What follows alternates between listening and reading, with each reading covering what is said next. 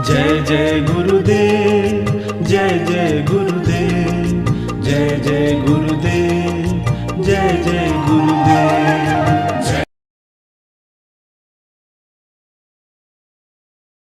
अगाधं बहोदं लहेयं महागं कुबेरं तेयमन्यमाहि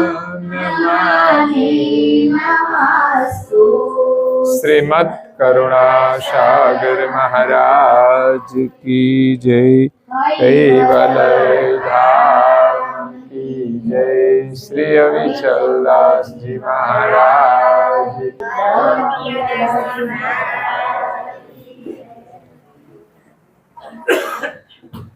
केवल अंशो सत केवल साहेब, सत केवल साहेब।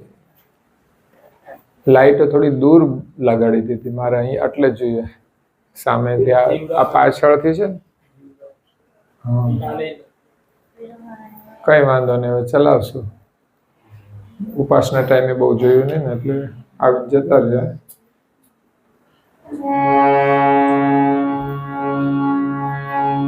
प्रतिपद परम गुरु एकमेक समझे जय सत्य मोटो विवेक कर करण करे कोई जत विगते परम गुरु ने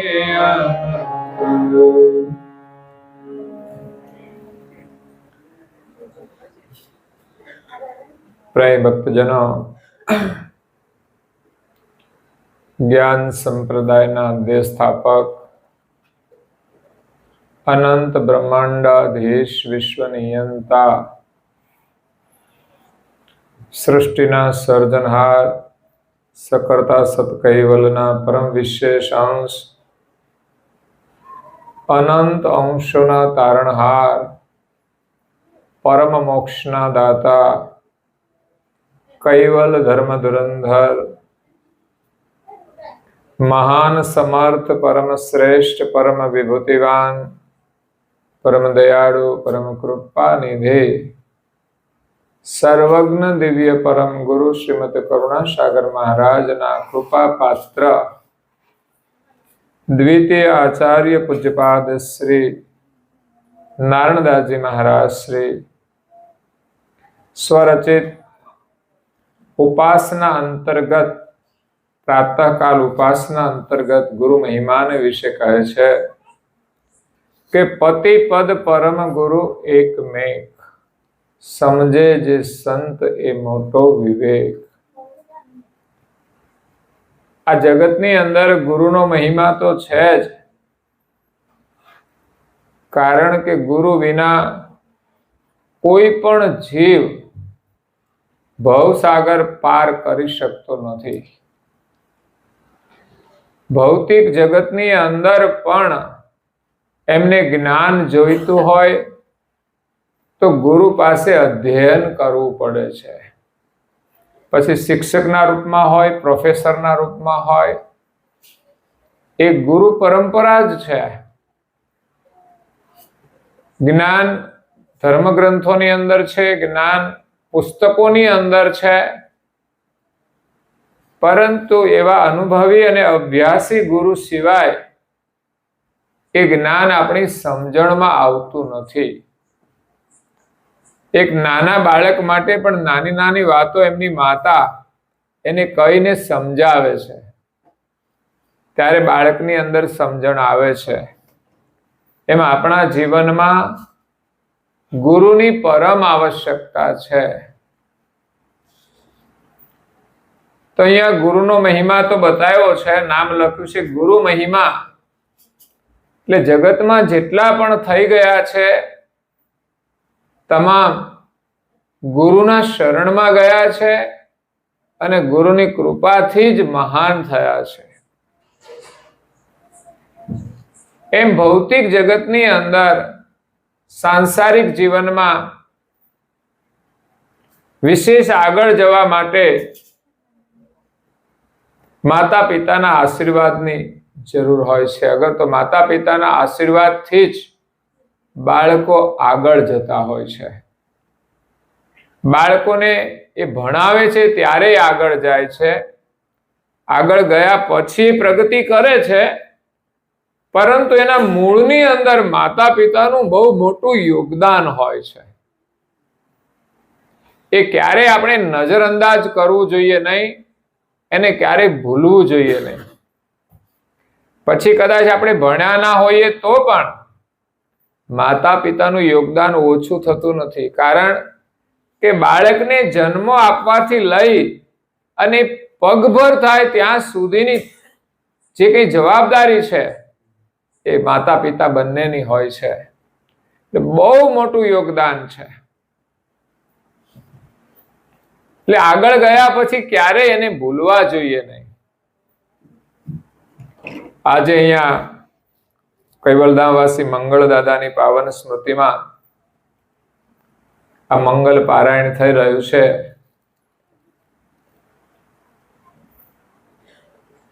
તો દાદાનું એના પરિવાર માટે બહુ મોટું યોગદાન છે. એમનું પોતાનું જીવન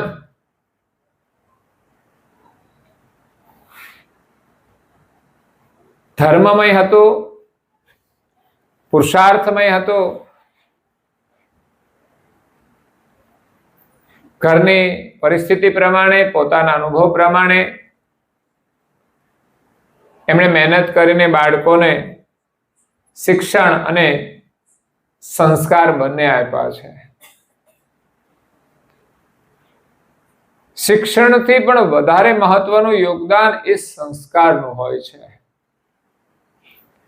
એકલું શિક્ષણ હોય તો સંપત્તિ મળે છે,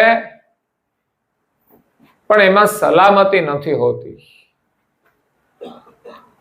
એકલા શિક્ષણ અને સંપત્તિથી મનુષ્ય સુખી થઈ શકતો નથી. મનુષ્યને સુખી થવા માટે પરિવારમાં પ્રેમની જરૂર હોય છે, અને પ્રેમ એ સંસ્કારથી આવે છે. માતા પિતા બાળકોને પ્રેમ પ્રદાન કરે છે. તમે વિદેશમાં જાઓ તો ત્યાં બાળકોને પ્રેમ નથી આપી શકતા. એ નાની ઉંમરમાંથી જ એની સાથેથી અલગ જ રહેતા હોય, મતલબ કે એની સાથે ઓછું રહેતા હોય છે. દિવસ દરમિયાન નોકરી હોય, રાત્રે સૂઈ જતા હોય, તો સાચવવા માટે પણ બીજા માણસો રહેતા હોય. એટલે માતા પિતાનું યોગદાન એમાં ઓછું રહેતું હોય છે. એટલે એનું પ્રેમનું યોગદાન ઓછું રહેતું હોય છે.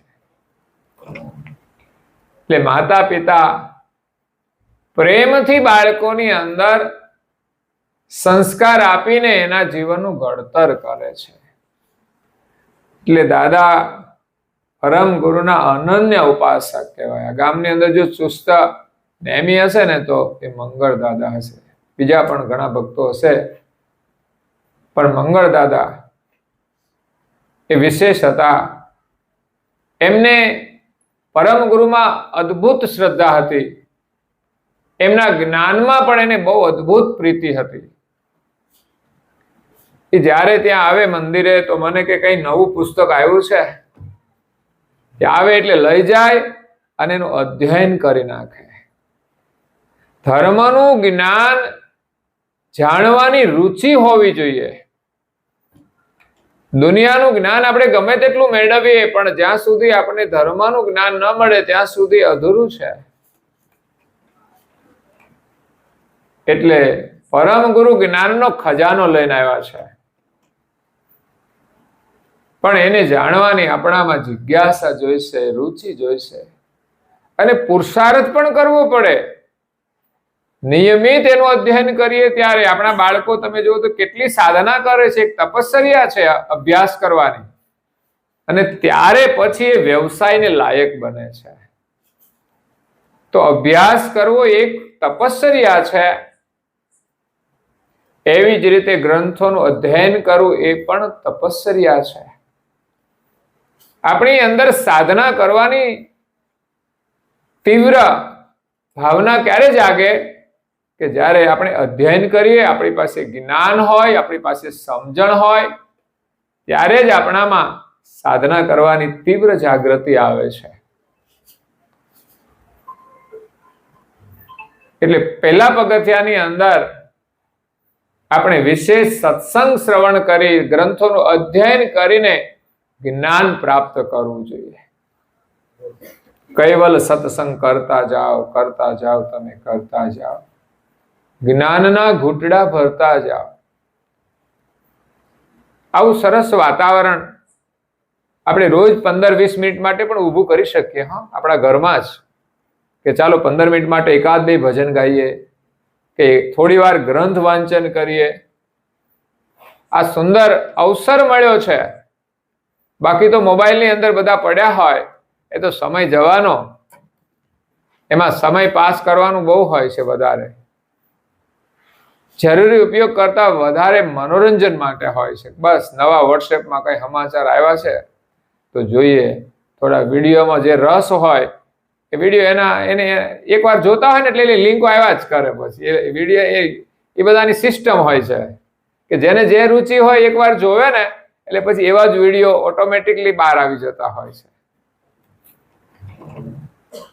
એટલે આ જીવન મળ્યું છે ને એને સમયને આપણે બરબાદ નથી કરવાનો, પણ સારું અધ્યયન કરવાનો સમય આપણો ચાલ્યો ના જાય. એટલે થોડું ભજન ગાઈએ, થોડી કઈ પ્રાર્થના કરીએ કે ગ્રંથનું વાંચન કરીને જ્ઞાન મેળવીએ.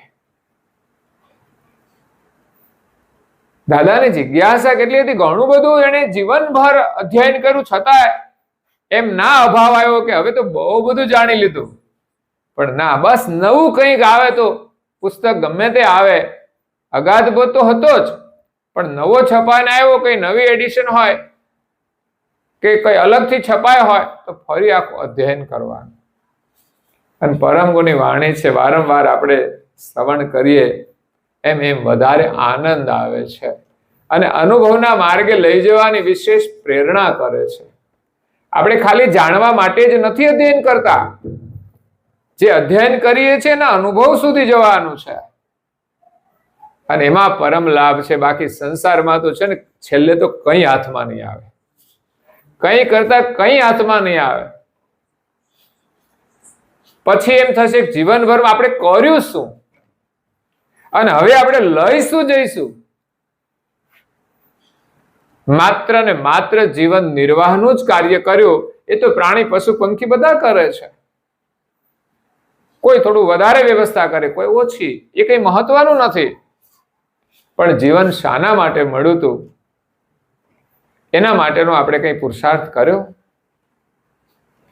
પોતાના માટે કઈ કર્યું? જે કર્યું બધું શરીર માટે જ કર્યું. તો શરીરને તો કેટલું જોઈએ? રોટી, કપડા ને મકાન. રોટી પાશેર જમવાનું હોય ને તો પણ ચાલી જાય. કપડા કેટલા જોઈએ? 5 જોડી રાખો ને. બાકી તો 10 હોય ને તોય સંતોષ નથી, 20 હોય ને તોય સંતોષ નથી.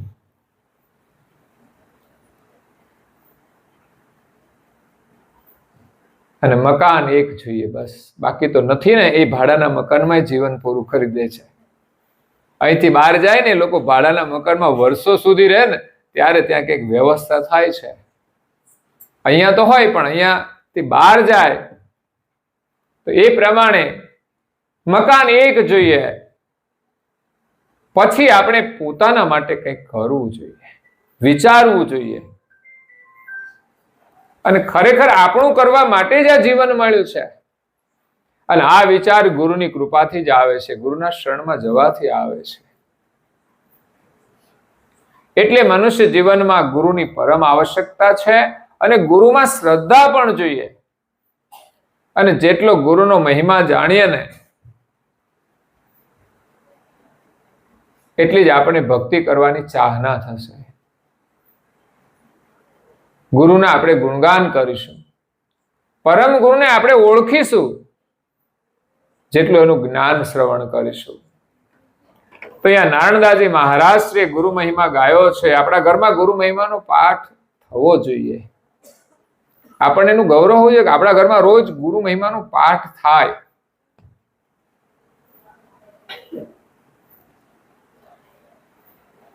અને પરમ ગુરુ ના મહિમાનો પાઠ થાય પછી તમારે બીજું કંઈ કરવાનું પણ ના રહે. દાદાએ જીવનભર ઉપાસના કરી, ગુરુ મહિમાનો પાઠ કર્યો, મંત્રનો જપ કર્યો, કપાળમાં તિલક કર્યું, જ્યાં પણ પ્રસંગ હોય ત્યાં સત્સંગમાં એમની હાજરી હોય. કેટલું પવિત્ર જીવન કહેવાય, કેટલું સફળ જીવન કહેવાય. આ માત્ર એના પરિવાર માટે જ નહીં, જેટલા લોકો ગામમાં અને સગા સંબંધીમાં ઓળખતા હોય ને બધાના માટે પ્રેરણારૂપ છે.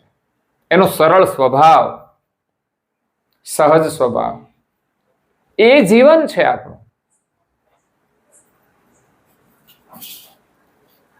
અને એમાં જ સુખની અનુભૂતિ થાય છે, સંતોષની અનુભૂતિ થાય છે.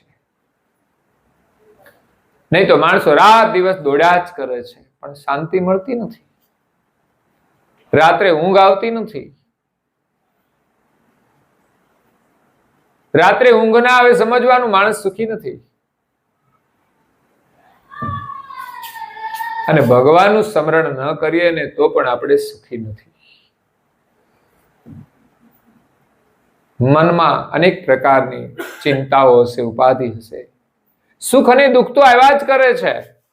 સુખ હંમેશા કાયમ નથી રહેતું અને દુઃખ પણ કાયમ નથી રહેતું.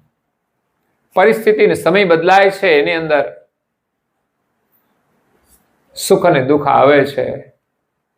પણ ભગવત સ્મરણ જે કરે છે ને એના જીવનમાં ન તો સુખનો કોઈ પ્રભાવ પડે છે, ન કોઈ દુઃખનો પ્રભાવ પડે છે. એ સુખથી પણ બહુ પ્રભાવિત નથી થતા.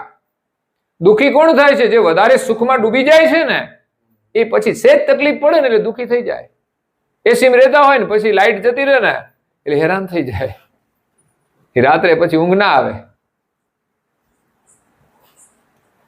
એટલે સામે ડૂબી નહીં જવાનું. બસ આપણે સહજ રીતે જીવી શકીએ એવો અભ્યાસ કરવાનો. ભોગના સાધનો તો બહુ છે, આપણે એના ગુલામ નથી બનવાનું. દરેકનો ઉપયોગ કરવાનો છે આપણી ઈચ્છા અનુસાર. મળે તો પણ ભલે, ન મળે તો પણ કંઈ નહીં. જીવનમાં ગાડી આવે તો ઉપયોગ કરીએ, પણ કદાચ ન હોય તો દુઃખ ન હોવું જોઈએ. કંઈ નહીં, નથી તો કંઈ નહીં. શ્વાસ ન આવે ને તો તકલીફ છે, બાકી કઈ તકલીફ નથી. માણસને જમવાનું જોઈએ એટલે જોઈએ જ, એ ન મળે તો તકલીફ છે. અને ત્રીજું, કપડાં જોઈએ માણસને. કપડાં ન હોય તો તકલીફ છે, બાકી કોઈ તકલીફ જ ના કહેવાય. બાકી તો આશ્રય ના હોય ને તો ગમે ત્યાં એ આશ્રય લઈને સૂઈ જાય છે. તમે જો તો ઘણા લોકો ટેન્ટમાં સૂતા હોય છે. એવા પરિવારો છે જેના પાસે કોઈ બેલેન્સ તો શું, બેંકમાં ખાતું નહીં હોય કદાચ. આ તો હમણાં મોદી સાહેબે આ બધું જાગૃતિ લાવ્યા ને ત્યાર પછી વધારે બેંકમાં ખાતા આવ્યા, નહીં તો કોઈના ખાતા જ નહોતા. ખાતા ન એને બેલેન્સ ક્યાંથી હોય? તો એના જીવનમાં આગળનું શું, એને ચિંતા નહીં હોય. પણ ના, ભગવાન બધાના છે. એટલે નાના માણસો પાસે કંઈ નથી છતાં પણ એ જીવે છે. તો આપણી પાસે કંઈ હોય તો આપણે તો પૂરો ભરોસો રાખીને ભગવાનનું ભજન કરવું જોઈએ અને લાભ લેવો જોઈએ. અઠવાડિયામાં એકવાર સત્સંગ કરીએ કે ભજન કરીએ. આપણા ગામમાં મંદિર છે તો કેવો લાભ છે આ જીવનમાં. કોઈ સામાન્ય કાર્ય નથી આ. લોકો ગાડીઓ લઈને ફર્યા કરતા હોય છે, અહીં જાય ને વહાં જાય, પણ એનું કોઈ મહત્વ નથી. પણ તમે ગામમાં આવ્યા હોય, તમારે ઘરે હોય તો સવારે મંદિરે દર્શન કરી આવો, બહુ મોટો લાભ છે. દર્શન કરવાની ચાહના હશે તો પરમ ગુરુ દર્શન આપશે. પરમ ગુરુ આપણી કસોટી કરે છે કે મારું મંદિર ગામમાં છે, ત્યાં આવે છે કે નહીં. તો ત્યાં ના આવે ને હું દર્શન થવાનું? દર્શન કઈ એમ જ નથી થતા. એક ચાહના પ્રબળ જોઈશે. નિયમ પણ જોઈએ. અચરતબાનો નિયમ હતો, એ સારસામાં રહેતા હતા, પરમ ગુરુ વિદ્યમાન હતા, એને દર્શન કરવાનો નિયમ હતો. એ દર્શન કર્યા વિના તો અન્ન જળ લેતા નહોતા. અને એની કસોટી થઈ. એમ આપણા જીવનમાં કંઈ પણ કામ આવી જાય ને તો સમજવાનું આ કસોટી છે, પણ આપણો નિયમ બને ત્યાં સુધી નહીં છોડવાનો. અને કદાચ છૂટે તો એના વિકલ્પમાં કંઈક આપણે એનું પ્રાયશ્ચિત પણ કરીએ. એના બદલામાં કંઈક પ્રાયશ્ચિત હોય છે. કંઈ પણ આપણું નિયમ છૂટી જાય ને તો એનું પ્રાયશ્ચિત હોય છે. કંઈક ટાઈમ ઉપવાસ કરી લઈએ, ચાલો આજે. એ સાચો પ્રેમ કહેવાય. બાકી તો કંઈ નહીં, ના કર્યા તો શું થઈ ગયું, ચાલે બધું, એમાં કઈ લાભ ના થાય. એટલે ગામમાં મંદિર છે ને એ કઈ સામાન્ય સ્થાન નથી. તમારો કદાચ કરોડનો બંગલો હોય ને એના આગળ કંઈ જ નથી. એ બંગલામાં આવે ને તો કોઈને શાંતિ ના મળે. એ આવે ને તો ચાહના વાસના લઈને જાય કે હા મારે આવું ક્યારે થશે, ઉપાધિમાં પડી જાય. ત્યારે મંદિરમાં જાય ને ત્યાં એના મનને શાંતિ મળે. પરમ ગુરુના દર્શનથી એમની દ્રષ્ટિ પણ નિર્મળ બને. અને મેઇન વસ્તુ છે આપણી જે દ્રષ્ટિ છે ને એને નિર્મળ બનાવવાની. બાકી પૈસા વધે એનાથી આપણી દ્રષ્ટિ નિર્મળ નથી થતી, વિકૃત પણ બનતી જાય છે. જેમ જેમ જીવન ભોગ પ્રધાન બને ને એમ માણસનું મન ને દ્રષ્ટિ છે ને વિકૃત થતી જાય છે. એટલે આપણે વ્યવસ્થા ગમે તેટલી મળે છતાં પણ આપણી દ્રષ્ટિ પવિત્ર રહે એના માટે પરમ ગુરુના દર્શનનો નિયમ, પૂજા અને પ્રાર્થનાનો નિયમ. આવો મોકો મળ્યો છે તો છોડવો ના જોઈએ. ગામમાં આવતા પહેલા દર્શન કર્યા હોય, તો ઘરે આવીને હાથ પગ ધોઈને કે આજે આપણે ગામમાં આવ્યા, સાંજના આવ્યા તો સાંજે દર્શન, મંદિર ખુલ્લું હોય ત્યાં સુધી આપણે દર્શન કરવા જવું જોઈએ. સવારે નીકળવાનું હોય તો દર્શન કરીને જઈએ. પછીના નિયમો બધા હોય છે એ ઘરમાં પાળવાના આપણે. અને નિવૃત્ત લોકો હોય એ ઉપાસનાના સમયે જાય ને એમાં હાજરી આપીને બેસે. ત્યાં ઉપાસના થઈ ગયા પછી પણ ઘરે કઈ કામ ના હોય તો ત્યાં આપણે બેઠા બેઠા એકાદી માળા રાખો ને, કૈવલ કૈવલ કરાય. લખતા આવડે તો કૈવલ કૈવલ લખાય, ઘરમાં બેસીને પણ એ કરાય. થોડું હરાય ફરાય, વળી પાછું સ્મરણ કરવા બેસાય. એવી રીતે આપણે અભ્યાસ કરવો જોઈએ. તો અહીંયા નારણદાસજી મહારાજ શ્રીએ ગુરુ મહિમાનું વર્ણન કર્યું છે. પહેલા તો 3 સાખી લખેલી છે ને પછી ગુરુ મહિમાનું વર્ણન મોતીદામ છંદની અંદર કર્યું છે. છંદ રાગ છે એનો. પતિ પદ પરમ ગુરુ એક મેઘ, સમજે જે સંત એ મોટો વિવેક. પતિ પદ એટલે જે સર્જનહાર છે એ બધાના પતિ છે, સ્વામી છે, સર્જનહાર છે, સાહેબ છે. એ સત કૈવલ સાહેબ, જેને આપણે માત્ર કૈવલ કહીએ છીએ, એ સર્જનહાર છે. અને કરુણાસાગર મહારાજ એમનો સંદેશ લઈને આવ્યા છે. એ છે પરમ ગુરુ. ગુરુ તો આ જગતમાં ઘણા બધા છે પણ પરમ ગુરુ એક જ છે, જે આપણને સર્જનહારની ઓળખ કરાવે છે, સર્જનહારનું લક્ષ્ય લઈને આવ્યા છે. આગળ એ વાત કરે છે કે પતિપદ અને પરમ ગુરુ એકમેક. પતિપદ એટલે સર્જનહારનું ધામ, કૈવલ ધામ, અને કૈવલ કરતા જ્યાં નિવાસ કરે છે. અને એમના પરમ વિશેષ અંશ પરમ ગુરુ કરુણાસાગર, જે દેવી ધામોમાં અલગ અલગ નામો ધારણ કર્યા, 7 દ્વીપોની અંદર પણ અલગ અલગ નામો ધારણ કર્યા. જ્યારે જંબુદ્વીપની અંદર એમણે કરુણાસાગર નામ ધારણ કર્યું. બાળપણની અંદર ગ્રંથોની અંદર એમનું નામ કુબેર સ્વામી છે. આમ તો લખતા પણ હતા કુબેર દાસ. પરમ ગુરુ એમને હસ્તલેખિતોમાં લખેલું છે સાધુ કુબેરદાસ, ગુરુ કૃષ્ણદાસ. અને કરુણાસાગર નામ તો એમની ગતિથી પડેલું છે, એમના કાર્યથી પડેલું છે. એ કરુણાસાગર નામ કેમ પડ્યું એનું વર્ણન કરુણાસાગર મહારાજ શ્રીએ ગ્રંથમાં કર્યું છે. સક્રત પરમ પ્રકાશ મણિ ભાષ્ય. પહેલા નંબરમાં તો આપણે ગ્રંથના નામ જાણવા જોઈએ. અને આજના બાળકો તો બહુ ટેલેન્ટ હોય છે, અને બધું બહુ નોલેજ હોય છે, બધું બહુ યાદ રાખી શકતા હોય છે. તો આપણા ઘરમાં એક નાનો એવો ચાર્ટ બનાવ્યા છે, ચાર્ટ આ છે ને બેનર, એ ટાઈપનો એક નાનો ચાર્ટ બનાવી, બધા ગ્રંથોના નામ લખ્યા હોય. આપણે બેઠા હોઈએ શાંતિથી ને તો ઘણી વાર અવકાશ મળે તો આપણી નજર જાય ને તો આપણે વારંવાર એનું અધ્યયન કરીએ. આપણા ઘરમાં આવી એક વ્યવસ્થા ઊભી કરીએ ને, જે જરૂરી હોય એવા ચાર્ટ, પછી એના ઉપર બદલી શકાય, એક જગ્યાએ બીજો પણ મૂકી શકાય. જરૂરી માહિતી જાણવા માટે આપણા ઘરમાં એ મૂકીએ. કોઈ ચોપાઈઓ એક ચાર્ટમાં 4-5 લખીને એવી મૂકીએ કે જે આપણને સતત પ્રેરણા આપે.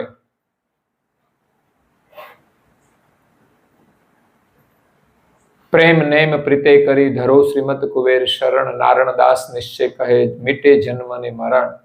તેમાં નિયમ અને પ્રેમનું મહત્વ સમજાવે છે. એ ઘણી બધી સરળ ચોપાઈઓ, આપણા બાળકોને 5 ચોપાઈઓ આવડે એવું પણ આપણે આયોજન કરવું જોઈએ. એક ચાર્ટની અંદર 5 ચોપાઈઓ કે 10 ચોપાઈઓ લખેલી હોય તો એટલી ચોપાઈઓ તો એને આવડી જાય. આપણે બધાને આવડી જાય. આપણે ગુરુ મહિમા સાખી બોલીએ છીએ, મહેર કરી મોઈ દીજીએ, તો નથી રોજ બોલતા એટલે આવડી જતી. એમ થોડી આપણા જીવનલક્ષી ચોપાઈ જે આપણને સતત પ્રેરણા આપે એવી 5 ચોપાઈ તો આપણા બાળકોને આપણે શીખવવી જોઈએ. એ બાળક ગમે ત્યાં જઈને એકાદ ચોપાઈ બોલે ને તો એને એમ લાગે કે ના, આ બાળકની અંદર શું સંસ્કાર છે. હું ભાવનગરમાં ગયો તો ત્યાં એક પરિવારને ત્યાં બેઠા હતા, તો એ વડીલે મને એમના બાળકનો એક વિડીયો હતો બતાવ્યો. સુંદર મજાના સંસ્કૃતના શ્લોક બોલતો હતો. નાની ઉંમરમાં, હજુ તો 5 ધોરણની અંદરમાં ભણતો હશે. બાળકોને અભ્યાસ કરાવીએ ને તો આવડી જાય. અને સંસ્કૃત બોલવું એ સહેલું નથી, સરળ નથી. શુદ્ધ ઉચ્ચાર કરવો પડે. એમાં સંસ્કૃત બોલે ને એને એ બધું સરળતાથી બોલી શકે, ગાઈ શકે. એની અંદર એ બધી કલા છે, જ્ઞાન છે. એટલે બાળકોને આપણે જે ધર્મનું નોલેજ છે એ આપવા માટે એના જે ચોપાઈઓ હોય એ થોડી આપણે શીખવીએ ને તો એની અંદર એ ચોપાઈમાંથી જ ગૌરવ પ્રગટ થશે. એકાદ ચોપાઈ પણ એ જો કંઠસ્થ કરશે અને એનું ચિંતન કરશે ને તો એમાંથી ભક્તિનો પ્રાદુર્ભાવ થશે. જે વસ્તુ કંઠસ્થ છે ને એનું રહસ્ય ને સમજશે ને એમાંથી એ છોડ ઉદય થશે. આ ચોપાઈ એક બીજ છે. એટલે ઉપાસના કરીએ તો પણ ઘણી બધી ચોપાઈઓ આવડી જાય. ગુરુ મહિમા સાખી તો આમાં છેલ્લે આવશે. એ પણ 10 ચોપાઈઓ મહત્વપૂર્ણ છે, સરળ છે. ગુરુ મહિમાનો સાર પણ છે.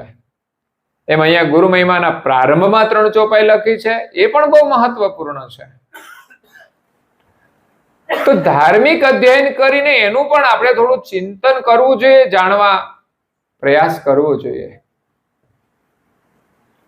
ભૌતિક જગતનું શિક્ષણ પણ આપણને બહુ ઉપયોગી થાય છે. આજે બાળકો ભણે છે પછી વ્યવસાયિક ક્ષેત્રે એ બહુ એના માટે ઉપયોગી હોય છે. જોઈએ છે ત્યાં બધા કોલેજમાં ભણતા હોય તો જાડા જાડા ચોપડા હોય છે. બધું ભણવાનું બહુ હોય છે, ઘણો સમય લાગે. એમ આપણી સંસ્કૃતિમાં, હિન્દુ ધર્મમાં પણ ઘણા બધા ધર્મગ્રંથો છે. વેદ, શાસ્ત્રો, ઉપનિષદો અને જ્ઞાન સંપ્રદાયના કહીએ તો 15 ધર્મગ્રંથો છે. તો આપણે થોડો થોડો અધ્યયન કરીએ તો ઘણો બધો લાભ થાય. તો સર્જનહાર અને પરમ ગુરુ. સર્જનહારે જગતનું સર્જન કર્યું છે. એમાં સૌપ્રથમ પરમ વિશેષ અંશ પરમ ગુરુને પ્રગટ કર્યા છે અને એની સાક્ષીની અંદર આ જગતનું સર્જન કર્યું છે.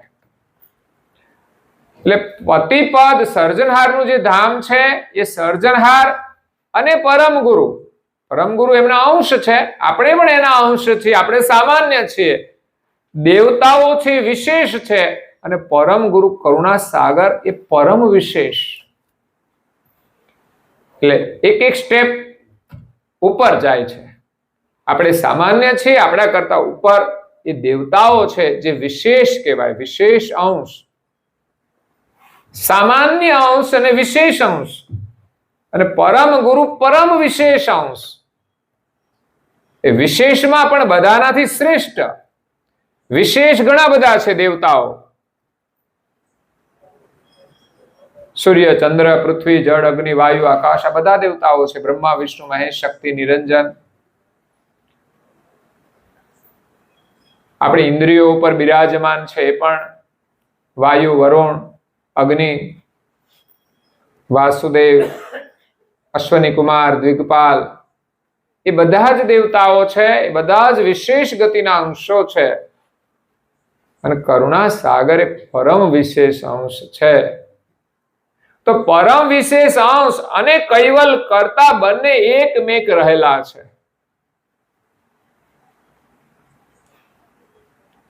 જ્યારે એ સિવાયના જેટલા તમામ અંશો છે, પછી પરમ વિશેષ અંશ બે હતા, એક પરમ ગુરુ અને બીજા આદ્ય પુરુષ નિરંજન. એ નિરંજન છે એ આદ્ય પુરુષ કહેવાય છે, કારણ કે આ સૃષ્ટિની ઉત્પત્તિ ક્રમની અંદર એ આદ્ય પુરુષ છે. અને બીજા આદ્ય પુરુષ સર્જનહાર પણ આદ્ય પુરુષ છે. આ જગતની આદ્ય પુરુષ, જગતની આદ્ય પહેલા કોણ હતા? તો એક સર્જનહાર હતા. અને બીજા આદ્ય પુરુષ એ રીતે કહેવાય છે કે પ્રથમ પુરુષ કોણ? એમ આ સૃષ્ટિનો વિસ્તાર માટે એ નિરંજન પુરુષ છે. એટલે એ પણ પરમ વિશેષ અંશ છે. પણ એ સૃષ્ટિના પસારામાં જોડાયા ને, એટલે પરમ વિશેષ ગતિ જે એમની પાસે હતી અને સર્જનહારને જાણતા હતા, પણ એનું વિસર્જન થયું. પરમ વિશેષ ગતિનું વિસર્જન થયું. એટલે સર્જનહારને એવું ભૂલી ગયા. એનું નામ જ આ સંસારની માયા છે. જો નિરંજન પુરુષ તો પરમ વિશેષ ગતિ વાળા હતા. આપણે તો સામાન્ય છે, ભૂલી જઈએ, સ્વાભાવિક છે. પણ એ પરમ વિશેષ ગતિ વાળા, એમણે શક્તિનો સંબંધ કર્યો અને એ માલિકને ભૂલી ગયા. પછી એમને ત્યાં 3 સંતાન થયા, બ્રહ્મા, વિષ્ણુ, મહેશ, અને 3 દેવીઓ પણ થઈ, સાવિત્રી, ઉમિયા અને લક્ષ્મી. તો એમને પ્રશ્ન થયો કે આ 6 ને ઉત્પન્ન કોણે કર્યા? થયા ખરા, એમને શક્તિ સાથે એકતા થઈ એટલે જન્મ લીધો, પણ આના કરતા કોણ? કોઈ માતા પિતા છે, એના બાળકને જન્મ આપે છે, તો એમ કે આ અમારું બાળક છે, પણ એમણે તો નથી બનાવ્યું ને. વ્યવસ્થા કરનાર કોઈ જુદો છે, એવો પ્રશ્ન થવો જોઈએ કે આ બાળકને બનાવનાર કોણ? નહીં તો એ બાળક શામ જન્મે તો કોઈને ગમતું નથી, અપંગ જન્મે તો કોઈને ગમતું નથી, અંધ જન્મે તો કોઈ ગમતું નથી. જો એ જ ઉત્પન્ન કરતા હોય તો એવા તો ના જન્માવે ને. એટલે બનાવનાર કોઈક છે. આપણા શરીરની અંદર વ્યવસ્થા ગોઠવી છે કોઈએ, તો થાય છે ને બધું. તો નિરંજન એ પ્રશ્ન થયો કે આ 6 બાળકો આવ્યા ક્યાંથી? એમણે કોઈ એવી ઈચ્છા નથી કરી કે 3 છોકરા જન્મે, 3 છોકરીઓ જન્મે. પણ એ કરતાને ભૂલી ગયા હતા. આ સંસારના વ્યવહારમાં આદ્ય પુરુષથી આ વિસર્જન ગતિ આવી. પછી બ્રહ્મા, વિષ્ણુ, મહેશ થયા, એની સાથે સાવિત્રી, ઉમિયા અને લક્ષ્મીનો સંબંધ થયો. અહીંયા કોઈને પ્રશ્ન થશે, એ તો બેનભાઈ કહેવાય. પણ સૃષ્ટિના વિસ્તાર માટે અને સૃષ્ટિની આદ્યમાં એ રીતે સંબંધ જોડાયો, ત્યારે જ સૃષ્ટિનો વિસ્તાર થયો છે. અને એક જ બ્રહ્માની બધી જ પ્રજા છે. તો બધી બ્રહ્માની પ્રજા હોય તો બધા જ આખા બેનભાઈ જ છે બધા. આમ ગણો તો એક ઉદરથી નથી જન્મા, પરંતુ મૂળ ઉત્પત્તિની દ્રષ્ટિએ વિચાર તો બધા બેનભાઈ છે. અને એ જ રીતે વ્યવહાર કરવાનો છે. જે સંબંધ જોડાય એની સાથે જ માત્ર સંબંધ બદલાય છે. એ સિવાય દુનિયાના જેટલા હોય એની સાથેનો વ્યવહાર તો આપણો બેન ભાઈનો જ હોય છે.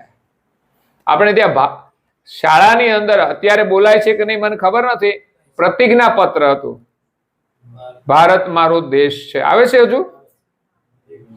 એ પ્રાર્થનાની અંદર બોલતા હોય છે, બધા ભારતીયો મારા ભાઈ બહેન છે. તો પછી કોની સાથે લગ્ન કરશો? તો વિદેશ જવું પડે ને પછી તો. ભારતીયો બધા થઈ ગયા. પણ આપણી સંસ્કૃતિ છે, એમાં અનુમતિ છે, એમાંથી કોઈ પણ એક પાત્ર તમે જોડી શકો તમારી સાથે, જીવન સાથી સાથે. પછી એની સાથે તમારો સંબંધ બદલાય. સિવાયના બધાની સાથે આપણો સંબંધ એક ભારતીય તરીકે બેન ભાઈનો રહેતો હોય છે, સમાજ તરીકે પણ બેન ભાઈનો રહેતો હોય છે. એટલે વિસર્જનપણું બ્રહ્મા, વિષ્ણુ, મહેશને પણ થયું છે, કારણ કે એમણે પણ શક્તિઓ સાથે સંબંધ જોડ્યા છે. એટલે એમનામાં પણ વિસર્જનપણું આવ્યું છે. અને એ ગુણના દેવતા છે, એટલે ગુણનું કાર્ય કરે. વિષ્ણુ સત્વગુણ પ્રધાન છે, પણ આ પૃથ્વી ઉપર આવીને એમને ગુણનું કાર્ય કરવું પડે છે. એટલે કોઈને ધર્મની રક્ષા માટે કોઈની હણવા પણ પડે છે, તમોગુણ ધારણ કરીને. તો આ બધા ગુણ જ્યાં વર્તમાન કરતા હોય ને ત્યાં સ્વરૂપનું જ્ઞાન રહેતું નથી, ને સ્વરૂપનું ના રહે તો માલિકનું કેવી રીતે રહી શકે? તો નિરંજન પુરુષ માલિકને ભૂલ્યા છે એમ દેવતાઓ પણ ભૂલી ગયા છે. એટલે પોતાનું વિસર્જન થયું આ વ્યવહારમાં અને માલિકને પણ એ ભૂલી ગયા છે. પછી આપણે બધા આવ્યા તો આપણે તો સામાન્ય છીએ. આ શરીરનો જેમ પટ લાગ્યો એમ આપણે પોતાને ભૂલતા ગયા છે અને આ સંસારની અંદર ખોવાઈ ગયા છીએ અને આ સંસારમાં એમ જ માનીએ છીએ કે હું આ શરીર છું. આજ આપણી ઓળખ. આપણે આપણી જાતને શરીર માનીએ છીએ. સ્ત્રીને એમ થાય હું સ્ત્રી છું, પુરુષને એમ થાય હું પુરુષ છું. એ ઘાટ છે, શરીર છે, પણ એની અંદર રહેલો જે હું કહીએ છીએ એ તો આત્મા છે, અંશ છે. એ સ્ત્રી પણ નથી, પુરુષ નથી, એક જ સરખા છે બેઉ. પણ કર્મને આધીન ઘાટ મળેલો હોય છે તો શરીરને અનુરૂપ કાર્ય ચોક્કસ કરવું પડે. સમાજની મર્યાદામાં પણ આપણે રહેવું પડે. એવું નહીં કે પુરુષ ને સ્ત્રીનો ભેદ મટી જાય તો પછી આ સમાજની મર્યાદા પણ છૂટી જાય. આપણે બેસવાની પણ એક મર્યાદા છે, તો એ રીતે બેસતા હોઈએ છીએ. વિદેશ વાળા એમ કે ભાઈ બધા સાથે બેસે તો વાંધો શું છે? એ તો ભાઈ રિલેશનમાં હોય તો કઈ વાંધો નથી, બાકી અજાણ્યા બેસે તો મુશ્કેલીઓ ઊભી થાય છે. ગમે તેની સાથે ગમે તે બેસી જાય. એટલે એક મર્યાદાઓ તો રહેતી હોય છે, પણ અંશ ભાવે દરેકની સાથે આપણે વ્યવહાર કરીએ તો કોઈને આપણે દુખી ના કરીએ, કોઈને આપણે છેતરીએ નહીં, કોઈની સાથે કલેશ ના થાય, એના માટે આપણે સમદ્રષ્ટિથી વ્યવહાર કરીએ. સમ વ્યવહાર ના થાય, સમદ્રષ્ટિ કે બધાની અંદર એક ભગવાનના છે તો કોઈની સાથે આપણે લડવું ના જોઈએ. એ સમદ્રષ્ટિ કહેવાય. એટલે સમ વ્યવહાર ના થઈ શકે બધાની સાથે. તો આપણે પણ આપણા સ્વરૂપને ભૂલી ગયા, એટલે માલિકને ભૂલી ગયા, એટલે આપણે માલિકથી અલગ પડી ગયા. માલિકથી આપણે અલગ પડી ગયા, ભૂલી ગયા. એટલે વિશેષ અંશો પણ અલગ પડી ગયા અને પરમ વિશેષ અંશ નિરંજન પુરુષ પણ માલિકને ભૂલી ગયા એટલે એનાથી અલગ થઈ ગયા. પરમ વિશેષ અંશ પરમ ગુરુ એ પતિપદ સાથે એકમેક છે, એ કર્તાને ભૂલ્યા નથી. એ આ જગતની અંદર કલ્પમાં એક વાર આવે છે છતાં પણ એ માલિકને ભૂલતા નથી. એટલે આવે તો પણ એની સાથે એની એકતા તૂટતી નથી. જ્યારે આપણે અહીંયા છે, માલિક ક્યાં છે ખબર નથી. જો માતા પિતાની અંદર બાળકોને એવી પ્રીતિ હોય ને, બહુ જ પ્રીતિ હોય ને, ગૌરવ હોય ને, તો એ બાળક ભણવા જાય કે નોકરી પર જાય કે ગમે ત્યાં જાય, એ માતા પિતાને ભૂલે નહીં. એ ગમે ત્યાં વિચરણ કરતું હોય અને કેન્દ્રમાં માતા પિતા હોય તો એ ગમે ત્યાં ફરતું હોય એને યાદ હોય. એને ભૂલીને કોઈ કામ ના કરે, એને ભૂલે નહીં. એ પાછું સાંજે માતા પિતા પાસે આવે છે. નહીં તો દુનિયાનો જે પ્રભાવ છે ને, એના પ્રભાવમાં લોકો આવી જાય ને તો ઘણીવાર એ થોડી વાર માટે એને વિસર્જન થઈ જાય, એને ખોટું પગલું ભરે ને તો એને ખબર ના પડે. એનું નામ વિસર્જન કહેવાય. ભલે માતા પિતા એને યાદ હોય, એ બિલકુલ એને ઓળખવાનું ના ભૂલે, એ સાંજે ઘરે પણ આવે, પણ એને જે કાર્ય કર્યું હોય ને એ મા બાપને ભૂલીને કર્યું હોય. પછી જ્યારે એ પ્રક્રિયા આગળ વધે, એનું પરિણામ આવે ત્યારે એને ખબર પડે છે. અને કાં તો ઘણા ભૂલીને જતા પડે છે. સંબંધો જોડાય ને પછી કે નીકળી જ જાય છે, કોઈ મંજૂર ના કરે ને તો ભાગી જાય છે. એટલે માતા પિતાને છોડી દીધા ને એમણે, એનો પ્રેમ તો છૂટી ગયો ને. કેમ? તો કે બીજી બાજુ તરફની વાસના છે, આકર્ષણ છે. એ તો સંબંધ ગમે તેની સાથે તમે સ્વતંત્ર રીતે જોડી શકો છો, પણ બીજી બાજુનો સંબંધ પણ તમારો તૂટવો ના જોઈએ, એવી રીતે તમારે જોડવો જોઈએ. ક્યાંય આસક્તિપણું ના આવવું જોઈએ. અને આ દુનિયામાં કોઈ એક જ પાત્ર એવું નથી હોતું કે તમારી સાથે એ જોડાય. બધાની અનુમતિ સાથે આપણે જોડીએ એવું તમારું યોગ્ય પાત્ર જ તમને મળે. તમારામાં જેટલી યોગ્યતા હોય એવું જ સામે તમને પાત્ર મળતું હોય છે. આપણે જોઈએ છે ને જે બધા સંબંધો જોડાયા છે ને બધાનું અવલોકન કરજો. બધા એમ લાગે કે ભગવાને બરાબર ગોઠવા જ લાગે છે. કોઈનો સ્વભાવ ગુસ્સાવાળો હોય ને તો કોઈનો નરમ હોય. એ બધું એ રીતે જ ગોઠવાયેલું હોય છે. એટલે આપણે બધા તો ભૂલી ગયા છે, પણ પરમ ગુરુ આ વિશ્વમાં આવે છે, માલિકને ક્યારે ભૂલતા નથી. એટલે સર્જનહાર છે ને સર્વજ્ઞ છે. એનાથી આ દુનિયામાં કશું અજાણ નથી. અને પરમ ગુરુ છે એ પણ સર્વજ્ઞ છે. એટલે એ આ વિશ્વમાં આવે છે તો પણ એ કર્તાને ભૂલતા નથી. એનું નામ સર્વજ્ઞ ગતિ કહેવાય. આપણી પાસે ગતિ છે અલ્પજ્ઞ છે. આપણે સામાન્ય અંશથી લઈ અને નિરંજન પુરુષ સુધી બધાની ગતિ અલ્પજ્ઞ છે. કરુણાસાગર મહારાજ શ્રી એનું વર્ણન કર્યું છે હંગની દ્રષ્ટિએ. હંગ એટલે જાણ. આપણી જાણ કેવી? તો કે અલ્પજ્ઞ. જ્યારે પરમ ગુરુની જાણ તો કે સર્વજ્ઞ. કરતા જેટલું જાણ્યું છે બધું એની જાણમાં છે. એ સર્વજ્ઞ ગતિ જેને મળેલી છે, જે કર્તા પાસે છે એમની પાસે છે, તો બેવની જાણ એક જ હોય તો પછી ક્યારે જુદા પડી શકે? જે બે વ્યક્તિનો નોલેજ અનુભવ એક થઈ જાય ને, કે તમે જે ત્રિકાળ જ્ઞાની હોય બીજો પણ ત્રિકાળ જ્ઞાની, તો બેન સરખું જ ખબર પડે. એમ પરમ ગુરુ સર્વજ્ઞ છે અને કૈવલ સર્વજ્ઞ છે. એ સર્વજ્ઞ હંગ જેના દ્વારા કર્તાએ આ જગત બનાવ્યું છે અને જગતને જાણે છે અને જગતને જીવન પણ આપે છે, એ ગતિ પરમ ગુરુની ને કૈવલી એક છે. એટલે બેનને એકમેક છે. અને બીજું આ સર્વજ્ઞ ગતિ ભૂલવાનું કારણ કે આ જગતમાં જે કોઈ આવ્યા ને એ બધાએ જન્મ લીધો છે. સહિત આચારજ સમેત વેત જેહી શાસ્ત્ર નિગમ કે જનુની ઉદ્ર જન્મ કુવેર અનુભવ ન અગમ કે.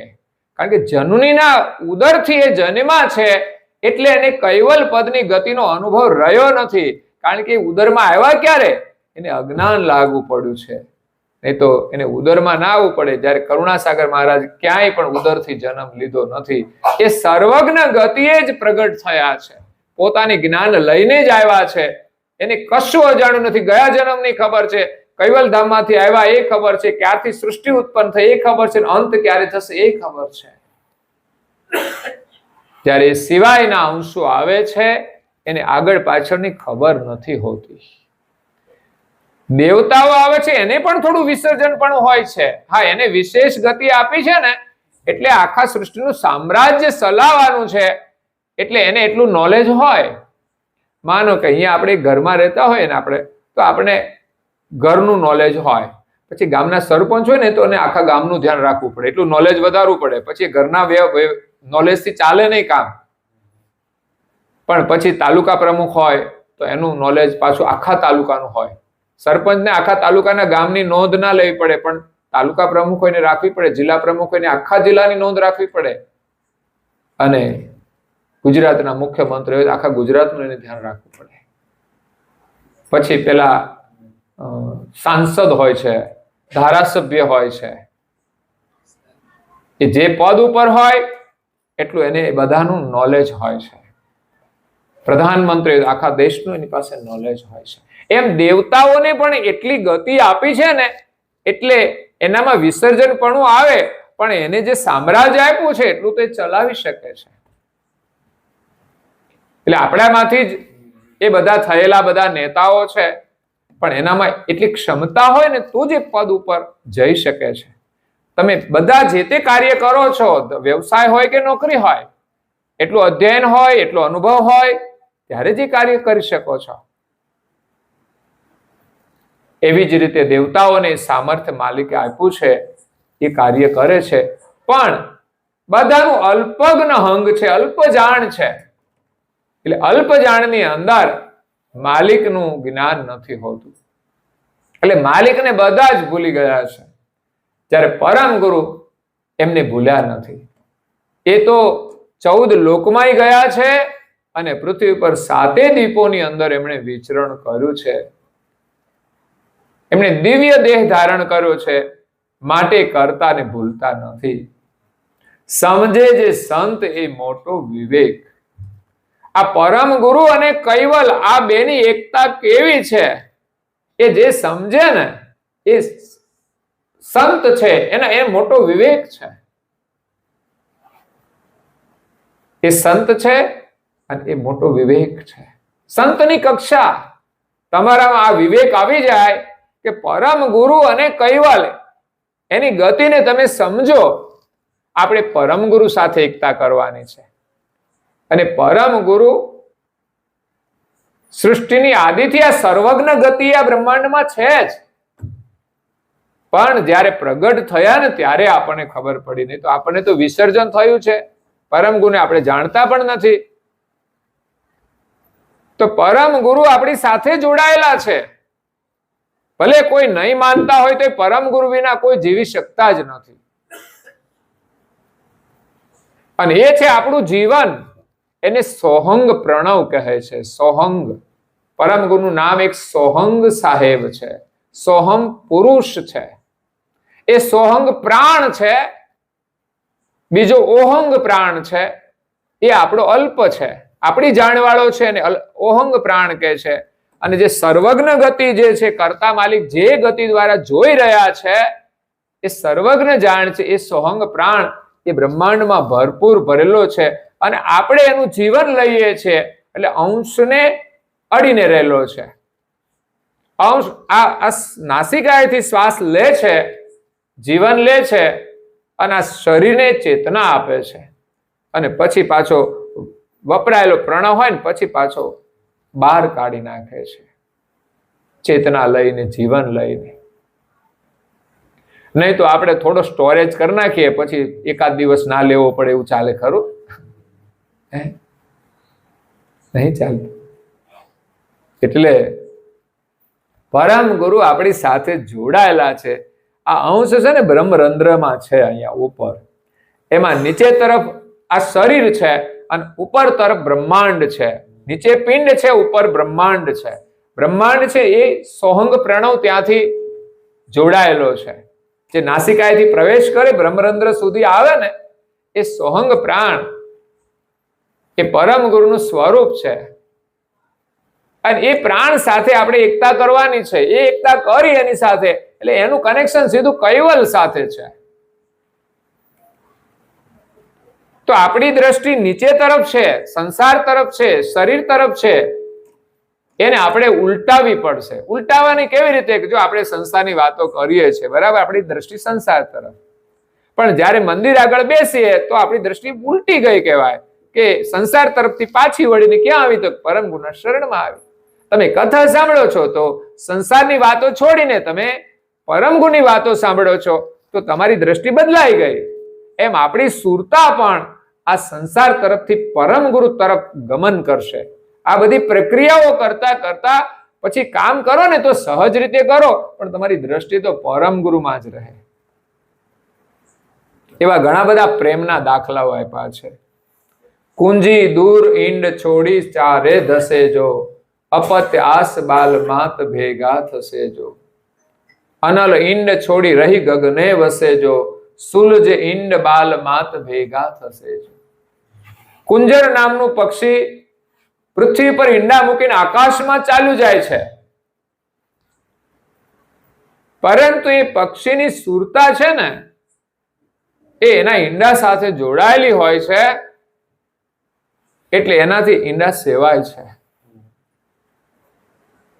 કુંજર નામનું પક્ષી એ પણ ઈંડા મૂકીને ક્યાંય દૂર દૂર જતું રહે છે, પણ એની દ્રષ્ટિ એના ઈંડા સાથે જોડાયેલી હોય છે. ચારો ચરવા જાય પણ એનું ચિત્ત તો ત્યાં જ જોડાયેલું હોય છે, ઈંડા સાથે એની દ્રષ્ટિ જોડાયેલી હોય છે. સુરતા તો ઈંડા સેવાય છે. અનલ નામનું પક્ષી આકાશમાં જતું રહે છે, આકાશમાં જતું રહે છે, એના ઈંડા અહીંયા મૂકેલા છે અને એ સેવાય જાય. પછી બચ્ચા છે એ ઉડીને આકાશમાં ચાલ્યા જાય. હવે એની માતાને એને જોઈ છે ખરી? કારણ કે તો ઈંડામાંથી જન્મા, નવા ઉદય થયા, પણ એની માતાને ઓળખી લે છે. આ છે પ્રેમની પરિભાષા. એમ આપણે પરમ ગુરુમાં આપણે પ્રીતિ જોડી, આપણી સુરતા જોડીને એની સાથે એકતા કરવાની છે. એટલે કામકાજ કરીએ તો પણ આપણે ભગવાન યાદ આવે છે. જો આપણે અધ્યયન કરીએ, સમજણ આવે ને તો આ વસ્તુ બને. નહીં તો અત્યારે તો જે વાતાવરણ છે એના પ્રભાવમાં જો આપણે આવી જઈએ ને તો ભગવાન શું છે એની આપણને કંઈ ખબર નહીં પડે. ભગવાનની જરૂર છે કે નહીં એ ખબર નહીં, એવું જીવન છે. તો પતિપદ પરમ ગુરુ એક મેક, સમજે જે સંત એ મોટો વિવેક. અકળ કળા ન કળે કોઈ જન. આ કળા છે ને અકળ છે. ભગવાનને ઓળખવાની કળા અકળ છે. ભગવાન કેવી રીતે આ જગત ચલાવે છે એને જાણવું ઘણું જ ગહન છે. છતાંય આજનું વિજ્ઞાન ઘણું બધું સંશોધન કર્યું છે. આજથી 50 વર્ષ પહેલા વડીલોની પરિસ્થિતિ જે હતી, જ્યારે આ મોબાઈલને કશું જ નહોતું, ટીવી નહોતા, પણ જે બધું આવ્યું એમ લાગે કે આ તો કશું સંભવ નહોતું. એવું લાગે કે આપણે કોઈની સાથે છે કે વિદેશ સુધી વાત કરી શકીએ. કેમ સંભવ લાગે? કોઈ દૂર વ્યક્તિ હોય એને આપણે પ્રત્યક્ષ અહીં જોઈ શકીએ. અત્યારે તો બધાના મોબાઈલમાં વિડીયો લઈ લઈને પાછા મોકલી દો એટલે બધા મળી જાય, જોઈ લેશે બધા એકાબીજાને. ફોટા પાડીને મોકલી દો. પેલા તો વિડીયોગ્રાફર આવતો ત્યારે આપણો ફોટો પડતો હતો, અને હવે તો આપણે કેટલાય રોજ પ્રોફાઇલમાં ફોટાઓ બદલાતા જ રહે છે. પણ આપણે ના બદલાય એનું ધ્યાન રાખવાનું હો પાછા, નહીં તો આ ફોટા છે ને આપણને બદલી નાખશે. જેવા છે ને એવા રહેવા નહીં દે.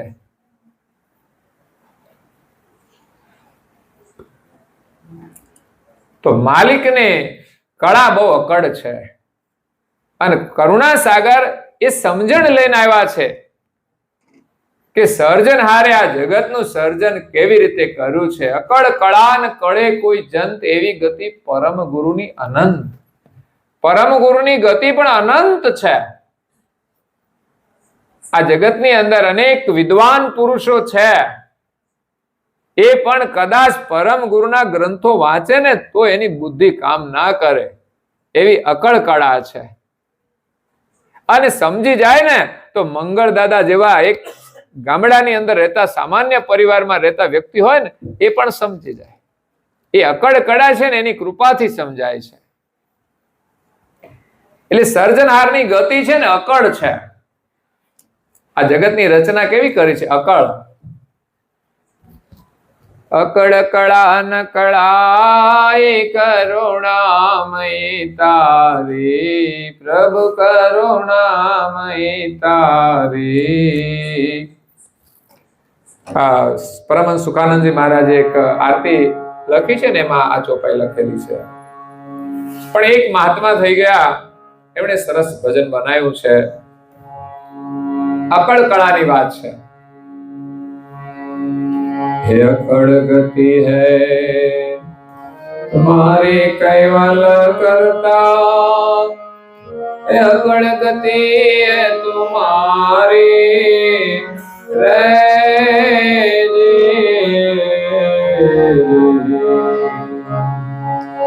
ऐसा करी न सके देहधारी, कैवल करता अकड़ गति है तुम्हारी रे जे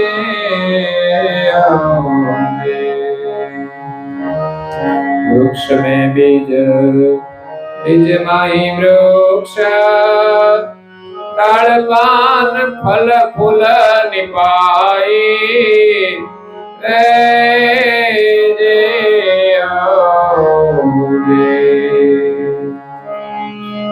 बूंद से इंद में पिंड बनाया, बूंद से इंद में पिंड बनाया, दस इंद्रिय धारे, केवल करता अकड़ गति है तुम्हारे रे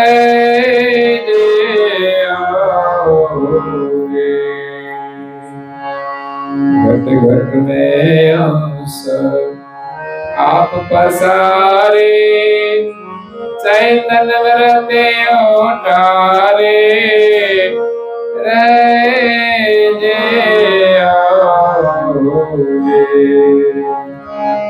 પશુ પંખી જલચર કરી જાતી પવન में पंख वसारे केवल करता